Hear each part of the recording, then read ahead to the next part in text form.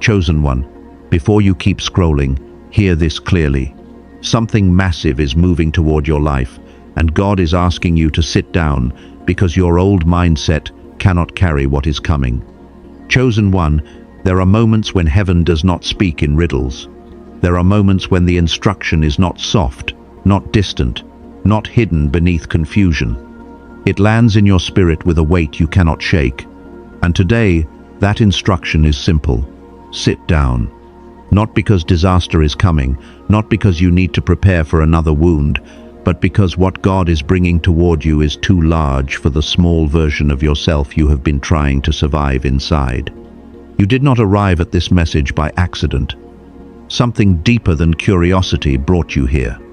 The same God who measures the oceans, numbers the stars, and knows the breath inside your lungs, arranged this moment with intention. This is not entertainment. This is not background noise. This is an appointment. I am speaking to the one who has been carrying a long season in silence. The one who kept showing up when the evidence mocked your faith. The one who prayed in rooms where nobody clapped, cried in places where nobody asked, and still chose not to become bitter. You are not waiting to become chosen. You are chosen, standing at the edge of a reversal so significant that your spirit needs stillness before your life can receive it. For weeks, months, maybe even years, you have felt something forming beyond what your circumstances could explain. You could not name it, but you could feel it. A pressure, a stirring, a quiet knowing that something enormous was being prepared behind the veil. That feeling was not imagination. It was not desperation trying to comfort itself. It was a divine preview. And now, before the door opens fully, God is slowing you down so your soul can recognize what your eyes have not yet seen. There are confirmations that this message is not passing over you randomly. The first sign is that you have been living with an inner knowing that something is about to change, even though nothing around you has been giving you permission to believe it. Your days may look ordinary. Your routine may look the same. The bills, the responsibilities, the silence, the waiting, all of it may seem unchanged. But beneath the surface, your spirit has been hearing footsteps. Something is approaching, and your body has been sensing the shift before your mind could explain it. This is why you have felt restless in places that used to feel normal.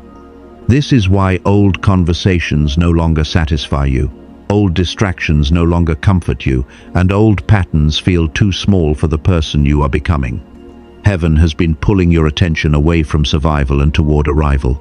You are not losing interest in your old life because you are ungrateful.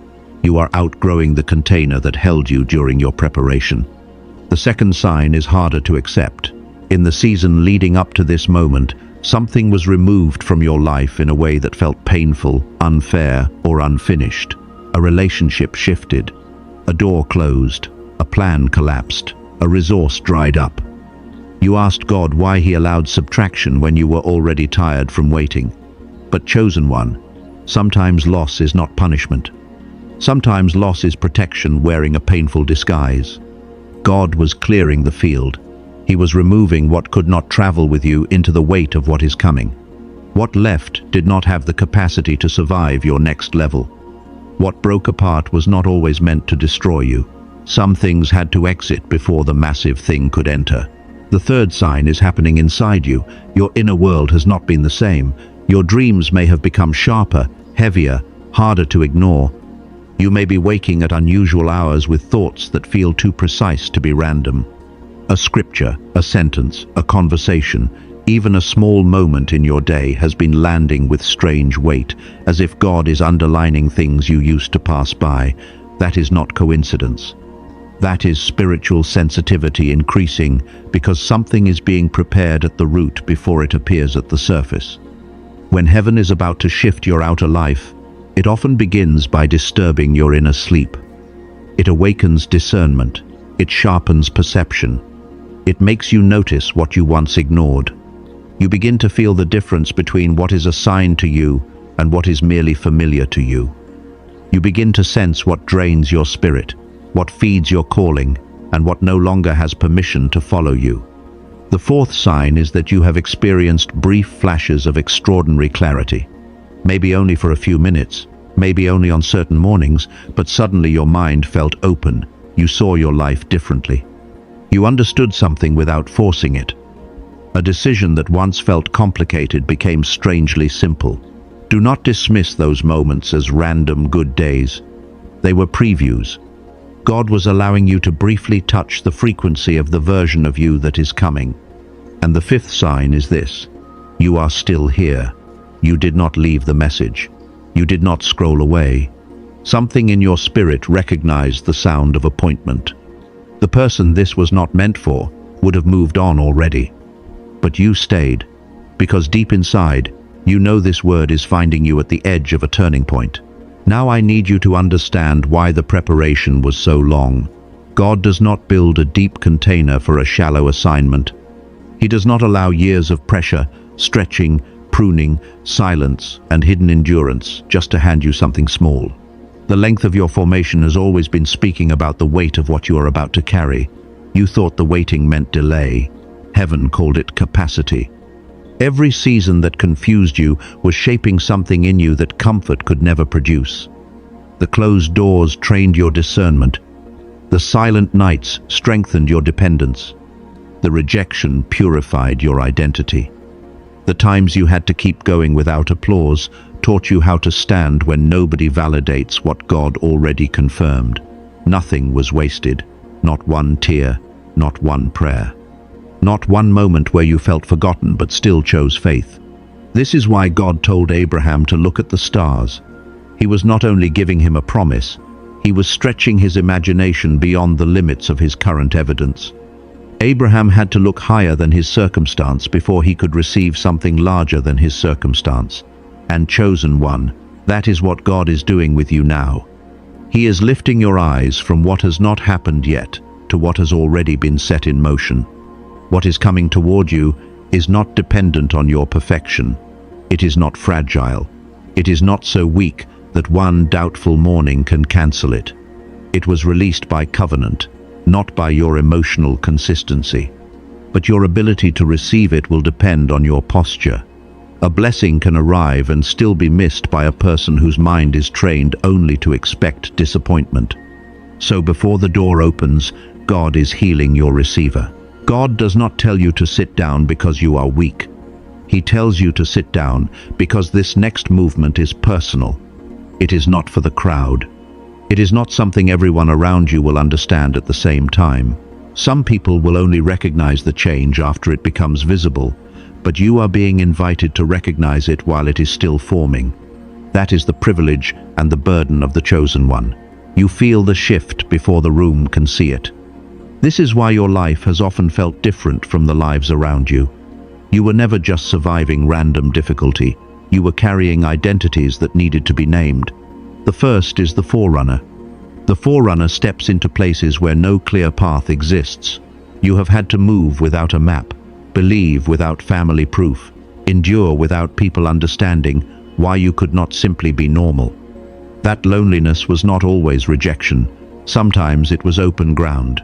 You were walking where no one in your bloodline, your circle, or your environment had walked before.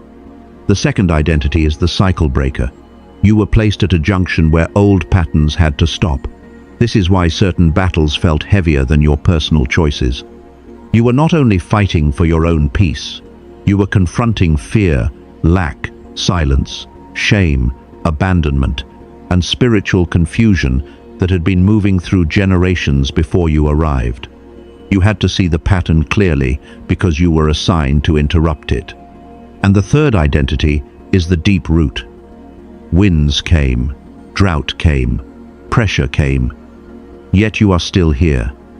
What was built in you underground is about to bear fruit above ground. Now I need to name the resistance that has been pushing against your arrival, because nothing significant comes into the life of a chosen one without pressure rising around it. The first resistance is the voice of smallness. It does not always sound like an enemy. Sometimes it sounds like caution. Sometimes it sounds like maturity. Sometimes it says, do not expect too much. Do not dream that big. Do not believe something that massive could happen for someone like you. But listen carefully. That voice was trained by disappointment, not by destiny. For years, pain taught you to lower your expectations so you would not be crushed again. Delay taught you to protect your hope by shrinking it. But the season you are entering cannot be led by the survival voice that helped you endure the season you are leaving. What protected you in the wilderness can imprison you at the threshold. God is not asking you to be reckless. He is asking you to stop calling fear wisdom. The second resistance is maximum pressure before maximum release. This is the pattern almost every chosen one faces before breakthrough. Just before birth, pressure increases. Just before dawn, darkness feels deepest. Just before the door opens, the mind is tempted to believe it will never move. If your life has felt unusually heavy lately, do not automatically assume you are losing ground. The pressure may be evidence that what has been hidden is almost ready to emerge. The third resistance is comparison. You have been tempted to measure your timeline against people whose full story you cannot see. But your life is not late. Your timeline is custom. What God formed in you required a different road, a deeper process, and a hidden preparation no one else could understand. I want you to hold Joseph in your spirit, because his story carries a pattern you need to recognize in your own. Joseph received a dream when he was young, a vision so large that even the people closest to him could not celebrate it. But the dream did not lead him straight to a throne. It led him into a pit, into betrayal, into a foreign land, into false accusation, into prison, and into years where nothing about his life looked like what God had shown him. Every chapter looked like a contradiction. Every closed door looked final. Every delay seemed to argue against the promise. But what Joseph could not see in the middle of the pain was that every place he was taken was training him for the very future he thought he had lost. The pit was not punishment. The pit was positioning. The prison was not abandonment. The prison was preparation. The foreign land was not exile. It was education. And then, in one day, everything changed. Not gradually, not politely, not in a way that gave everyone time to adjust. One morning, Joseph woke up as a prisoner, and by evening he was standing before Pharaoh with authority, clarity, and purpose. 13 years of hidden formation opened into one sudden appointment. Chosen one, do not despise the places that looked like the wrong direction. Some of them were the exact roads God used to get you close to the palace. You were learning language, wisdom, discipline, patience, emotional control, and spiritual authority in environments you would never have chosen. What felt like delay was not God forgetting you. It was God making sure that when the door opened, you would not collapse under the weight of what you asked for. There is another image I want you to carry, the image of a seed in winter. From the outside, the ground looks dead. There is no movement, no color, no proof, no applause. Anyone walking past would say nothing is happening. But beneath the surface, where human eyes cannot measure progress, transformation is already underway. The shell is breaking. The root is forming. The hidden structure of a future tree is being assembled in darkness. That has been your season. Not death, not abandonment, not failure. Deep formation. You were planted in conditions that looked like silence, but silence was not absence. It was covering. God was doing the kind of work in you that could not survive constant exposure. Some things had to develop underground, because if they were revealed too early, the wrong voices would have spoken over them, the wrong hands would have touched them, and the wrong fears would have tried to uproot them before they were strong. Chosen one, you have been frustrated because you wanted visible proof. But roots do not ask for attention, they ask for depth. And the fruit that is coming from your life will only be able to remain because the root system was built in a season nobody celebrated. This is also why your mind has felt foggy at times. You were not only tired in your body, you were carrying spiritual pressure, emotional residue, unfinished grief, and the constant demand to survive in a world that rarely gives the soul time to breathe. But clarity is returning. God is not only opening a door outside you, He is restoring the receiver inside you. So when the door opens, you will recognize it without fear, without confusion, and without shrinking back. Now you must learn how to position yourself for what is coming, because a massive arrival requires more than desire. It requires posture. The first practice is to stop living only in reaction to what you can currently see. Most people wake up and immediately let their circumstances define their emotional atmosphere. The message, the bill, the silence, the unfinished problem, the lack of evidence, all of it tells them who they are for the day. But chosen one, you cannot receive a future prepared by God while your inner world is being ruled by yesterday's evidence. Every morning, before the noise of the world enters you, return your spirit to expectation. Say within yourself, "Something is moving toward me that I have been prepared to receive, and I will not let the visible world blind me to the invisible work of God." This does not mean denying reality. It means refusing to make your current condition the final authority over your life. The second practice is reception alignment. Release the argument with where you are. Stop spending all your strength fighting the season you are leaving. A closed fist cannot receive. A guarded heart cannot recognize a gift when it arrives in an unfamiliar form. Open your hand. Open your attention. Let today be what it is without naming it as forever. The third practice is the expectation reset. Be honest about what disappointment has trained you to stop expecting. Name the blessing you secretly gave up on. Name the door you stopped believing could open. Then raise your expectation back to the level of God's promise, not the level of your pain. What is coming may not arrive in the form you imagined, but it will carry the substance God intended. Stay open to the substance. Let God choose the form. Before this message ends, I want you to become still enough to receive what your survival mode has been too tired to hold. Picture yourself standing before a door that has been present for a long time. You have sensed it. You have prayed near it. You have cried beside it. You have wondered if it would ever open. But now there is light coming through the edges, and the atmosphere around you is changing. Feel the weight of every season you survived. Every morning you woke up with questions and still chose to continue. Every night you carried disappointment quietly and still refused to surrender your faith. Every time heaven seemed silent, yet something in you kept whispering, "God is not finished with me." Chosen one, that endurance was not ignored. That staying was seen. That faithfulness was recorded in places human applause could never reach. So release the shame of the season that took longer than you planned. You did not miss your window. You did not fail the timeline. The delay did not disqualify you. It developed you. Release the comparison that made you feel behind.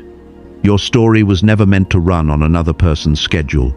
Release the old identity of always waiting, always surviving, always almost there.